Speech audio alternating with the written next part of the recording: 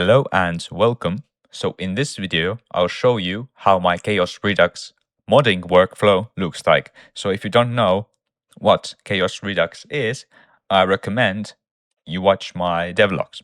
So actually, this is the second and updated episode of how to use AI for HOI4 modding.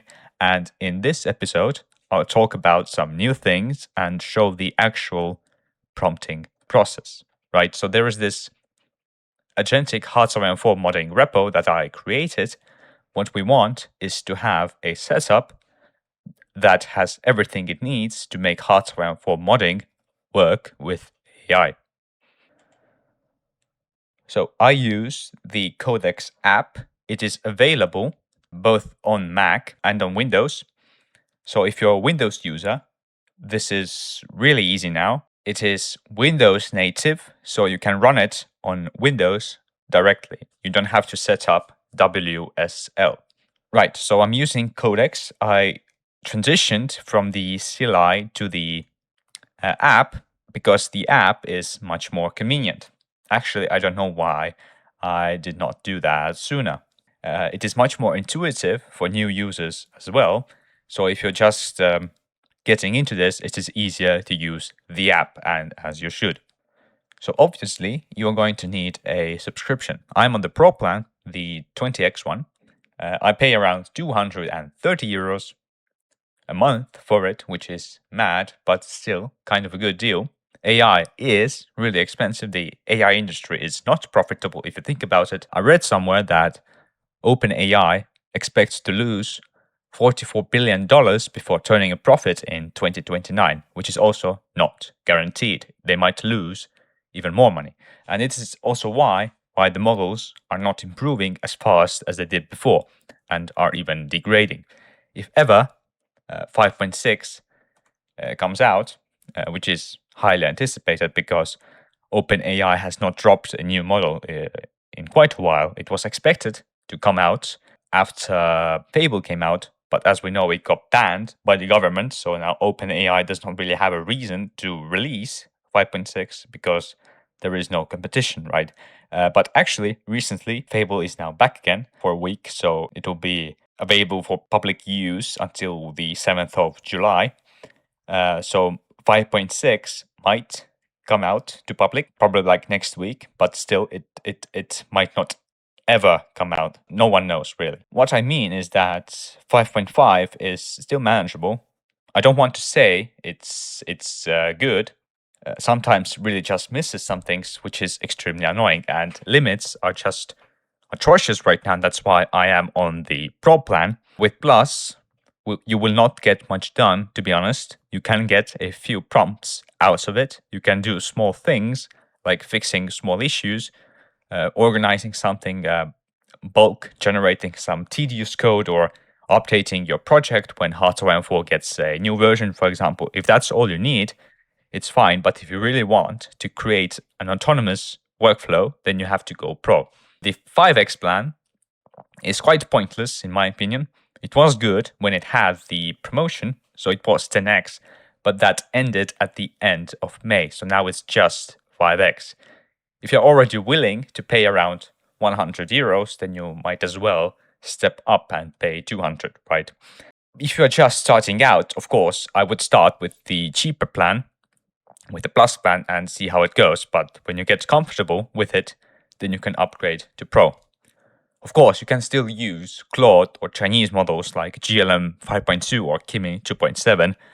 With my setup, you don't need state-of-the-art models. There are enough instructions to get decent results, but in my experience, Codex is the best and the cheapest, even when accounting for the recent situations. The benefits of using Codex is also that you get access to better ChatGPT, and with the Pro plan, you also get the Pro model in ChatGPT, which can do deep research. I will talk about it later in the video. Whether you are starting from scratch or you already have been working on a mod, it is best to already have something to work from. The biggest context is your common practices and structure in your mod. And if you have an existing smaller project, then it's easier to get started because you already have a base for how the project works. So take my mod, for example. Chaos Redux is a massive mod. I've been working on this mod for about 2 years, on and off. At first, I was not using AI, I was modding by hand, but it became too time consuming because of the ambition I have for this mod. It would take forever to do everything manually, right? With AI coding on the rise and AI is becoming better, I thought I could use AI. I also have experience in coding in general, so I thought, why not utilize it? And I have been working with AI for about 2 years, I think. And I have been doing hardware for modding with AI for over a year now. So there are a lot of resources I created that will be useful if you're just starting out. Even if you're already using AI for modding, you can use my resources. You can download the Agentic HOI4 modding repo, adapt some things for your own mod, and remove any specific things you think are not relevant, and simply replace them with your own project rules. And you can do this with a simple Codex prompt, right? So the very important things are the agents file and the skills, right? I have a lot of skills in my mod. For example, I have one about how to plan my events. I have one about how to implement events. I have a skill for animations. I have a skill for subagents. So skills are really important. You want to have a lot of skills for your project. Without skills, the agents will always have to rediscover things. With skills, they can work much more consistently and reliably, and they can just follow the existing patterns, right? Subagents are important as well. I have lots of subagents. I have researchers. I have ones that create art. I also have loop agents. When something is completed, they can check if something is missing from the implementation, or if something was simplified, they can correct it or hand it back to the main agent, right? I have spreadsheet workers and quote researchers as well. For example, if I want quotes, I do not want hallucinated quotes. I want real quotes from real sources. Another main thing is to keep your project organized. I also have documents for events and specifications. The planning agents create specs and handoffs. Those handoffs tell the other agents what was done and how to improve upon it. It is very important to have good documentation. When I create a mechanic, for example, it is documented. Then when I go to a new session and the new feature is somewhat connected to that mechanic, the AI knows how to connect the two, and it will not invent one-off hard-coded logic. So context is the most important thing. You want to make it easy for the AI to find the right context.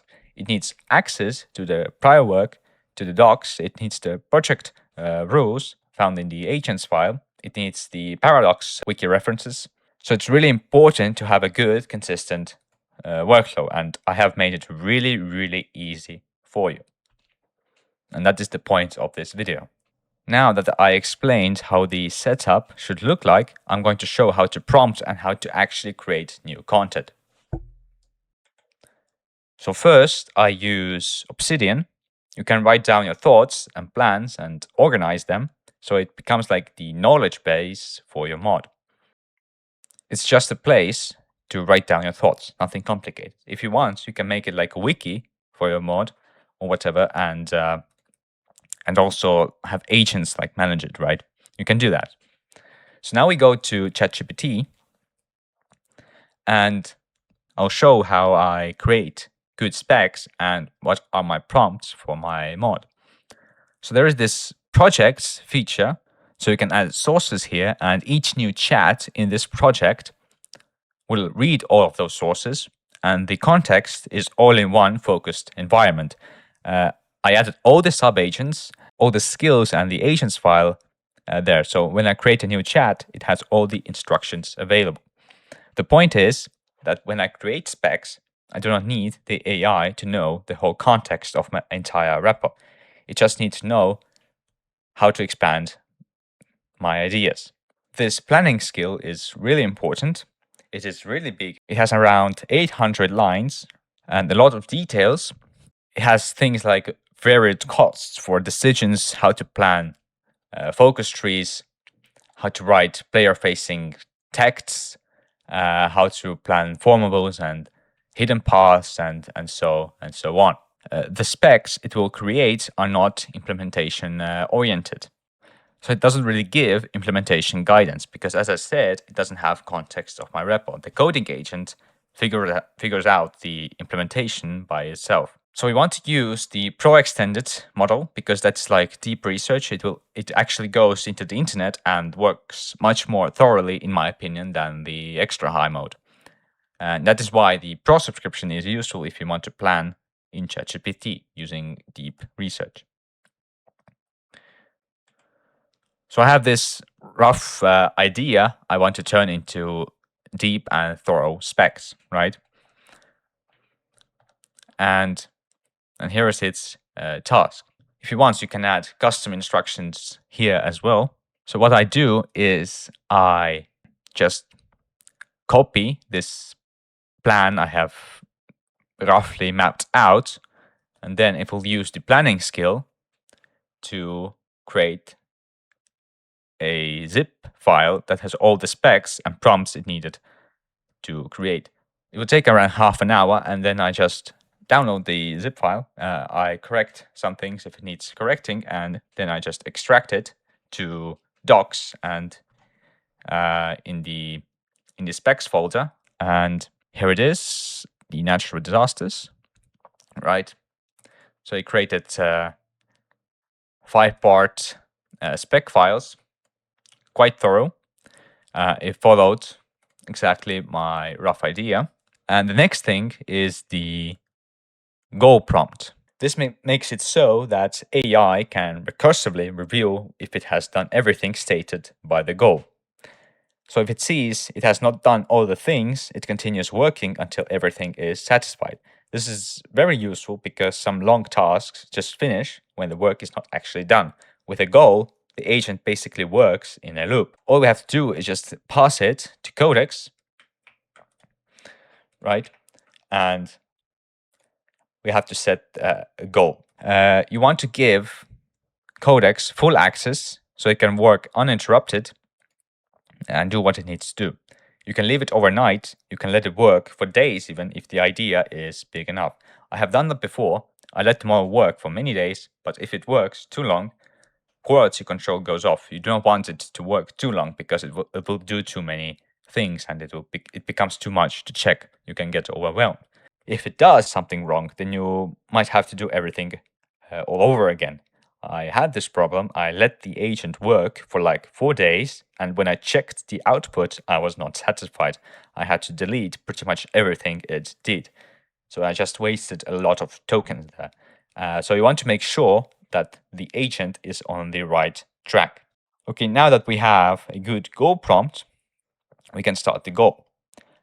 Come back when it's finished and check the output in game. So I have already implemented this event, so I'm not going to launch this goal. Another thing is that while the goal is running, you can set up a Hermes agent. Right, I use Hermes agents both in my personal life and in Chaos Redux. For example, in Chaos Redux, I use it to send error logs every 2 hours. I have set it up in Discord. So I have the Chaos Redux agent in Discord and my personal life one set up in Telegram. So I have 2 gateways. So every 2 hours, the Chaos Redux Hermes agent launches HOI4 automatically. If it detects errors, it sends the error log to the agent. Then the Hermes agent can contact Codex and sends a prompt to fix the errors found in the error log.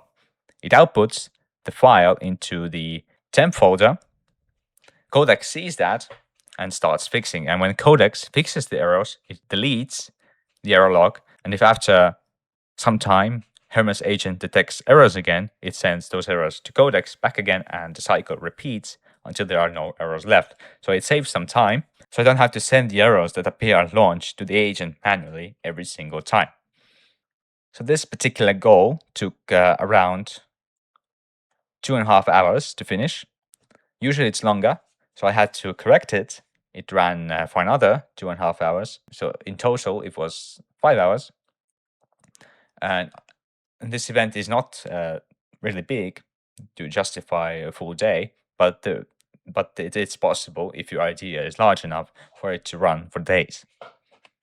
So I'm going to test a few events to show you that my setup works and that you can get actual results vibe coding.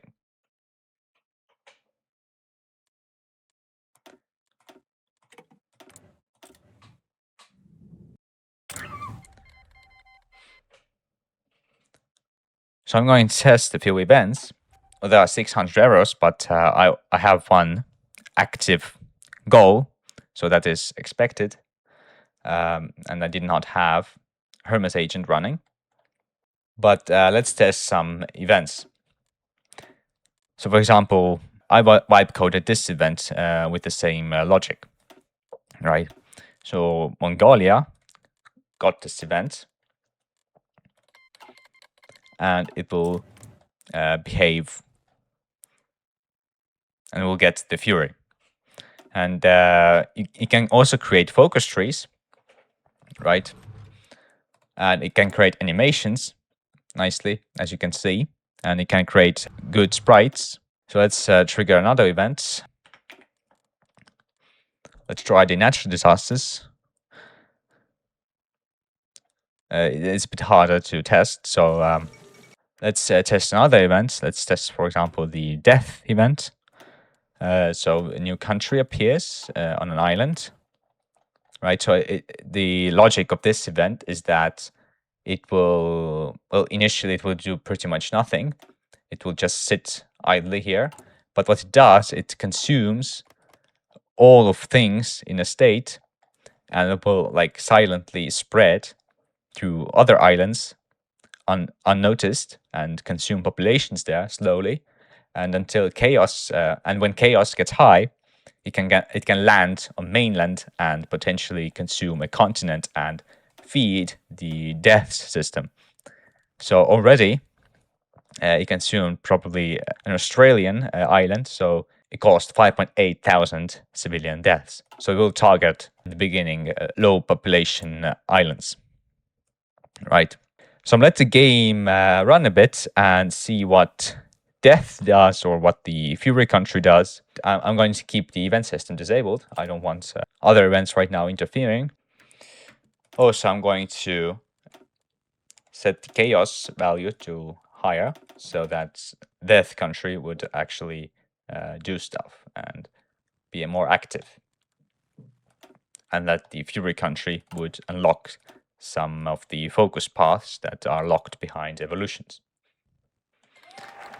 So I'm going to let the game run like a few years and see what is the situation and how the country is expanded. So I'm going to go to spectator mode. Okay, it seems like a year passed. Death has been really aggressive, and it makes sense since chaos is high.